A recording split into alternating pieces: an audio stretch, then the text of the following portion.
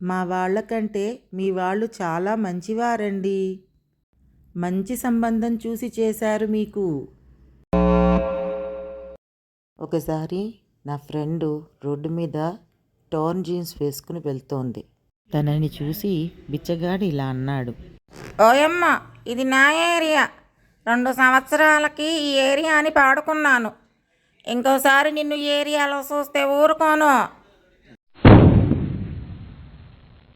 తాతయ్య మనవడితో ఇలా అన్నాడు, ఒరే రాము, మీ టీచరు వస్తోంది. నువ్వు బడి ఎగ్గొట్టావు కదా, వెళ్ళి దాక్కో. కాదు తాతయ్య, నువ్వే వెళ్ళి దాక్కో. ఎందుకంటే మా తాతయ్యకి యాక్సిడెంట్ అయింది అని మా టీచర్తో చెప్పాను అన్నాడు రాము కంగారుగా.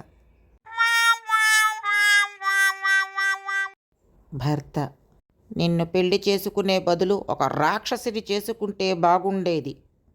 అలా రక్త సంబంధాలు చేసుకోవటం మంచిది కాదంటున్నారు కదండి.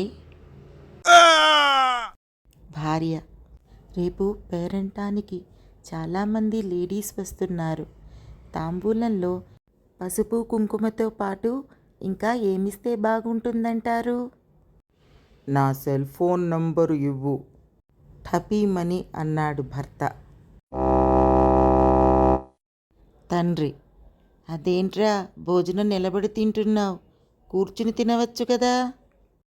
కొడుకు, భార్య సంపాదిస్తూ ఉంటే కూర్చుని తింటున్నావు అని మీరేగా తిట్టారు, అందుకు.